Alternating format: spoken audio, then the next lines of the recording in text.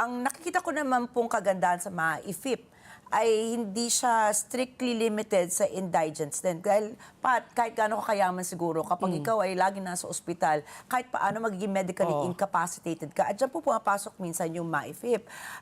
Kapag po ba naisulong natin talaga na ibuhos, kumbaga yung budget, sa sa MAIFIP ay dito sa PhilHealth, etc., sa mga institutionalized, sa tingin niyo po ba yung equity, yung ano po, magiging equal din naman po ba? Kasi nabanggit niyo po nga sa Canada, sa London, halos lahat po, di ba? Parang libre na, halos.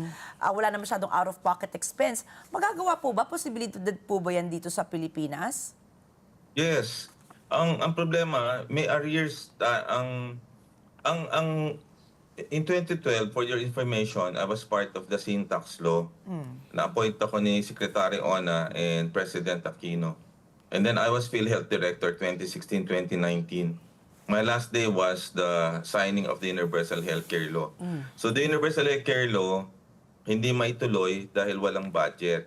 So ang pinagkukunan ng budget, aside from the sin tax, which is the run rate na 74 to 75 billion, we also get funds from PAGCOR and PCSO. Ang arrears nila ay 230. Tapos ang arrears nila sa Sintax hindi nila binibigay ay 350. So that's around 500 billion outright.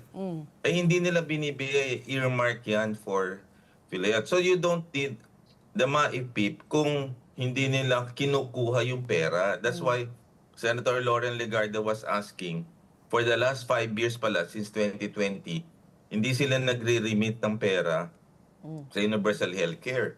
So kung yon na ibibigay sa atin, hindi natin kailangan yung MAIPIP na yan. Yung MAIPIP na yan, that is the new face of pork barrel. Correct. Kung ibibigay natin yung sangkatebang pera, PAGCOR, PCSO, Sintax, the premium, hindi natin kailangan.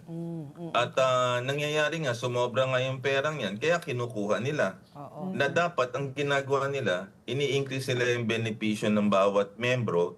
At kunyari, nagka-heart attack ka, ngayon 500,000 libre for angiogram and angioplasty.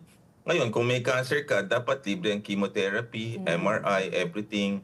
Stroke, dapat hindi 80,000 ang case rate, 200,000 per day per case rate. A lot of things ang magiging libre. At ang pangarap natin, during the inception of the Universal Healthcare Law, dapat that time, mga 60%, in the out years, dapat 10 years, dapat katulad na tayo ng Thailand na 10% na lang binabayaran natin. Out of pocket. Out of pocket. At hindi natin kailangan yung MAIPIP na yan. Yung MAIPIP, ang gawin natin, i-abolish na yan at ilipat yung pondo, yung 52 billion na yan, ilipat lahat yan sa PhilHealth. PhilHealth, oo. Oo, para kasi liquidated kasi yan, audited. Itong sa mga IPIP, kung maisipan, it's a source of corruption. One governor na nakausap ko, the governor or the congressman will talk with the medical director of a public hospital, ibibigay, let's say, 10 million, o sa akin ang 7 million, sa yun 2 million. May Yung 1 ganyan million, Pwede in cash? Hindi, yung budget. yung 1 million, Oo. yung 1 million sa patient pupunta. Walang walang walang process of liquidation and auditing So paano yun? Pero, Doc Tony, ito yung aking katanungan.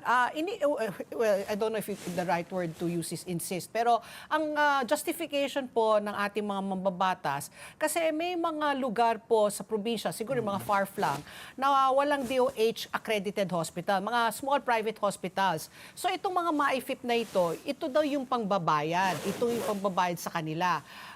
Do you believe that justification? Is that something that is true na itong mga guarantee letters or itong MAI-fund na ito, doon mapupunta sa mga small, far-flung provincial hospitals that are not covered by DOH? So siguro mga municipal hospitals ito or provincial hospitals na pwede naman magtanggap kasi nga yung kanilang mga pasyente ay walang kakayahan para magbayad. That's a lame excuse and a baloney.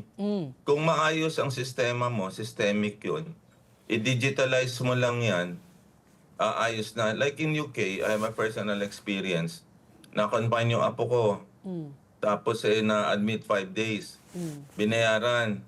Pagkatapos noon, uuwi na siya 30 minutes off London. Tapos i-endorse niya yon dun sa pediatric cardiologist. Doon sa area na yon, wala kang babayaran. So, ang problem natin, kahit sa liblib na po ka, kung maayos, isa yan sa dapat expenses na dapat inaayos yan ng PhilHealth. Ma-digitalize tayo, naka-e-cloud tayo, so that lahat ng bayad, maayos mo. Wala namang ginagawa After the Medusa massacre, nung virus na umatake, may ginawa ba tayo in order to create an information technology para sa PhilHealth? Wala Kaya tayo, Jurassic pa rin hanggang ngayon because we have lots of money but our money are being used for the things that will benefit the politicians. So those are lame excuse. Natatawa nga ako nung nakikinig ako sa Bicam di ayusin natin. Sinasabi hindi pa daw perfect ang healthcare system natin. Perfect natin, one time, big time.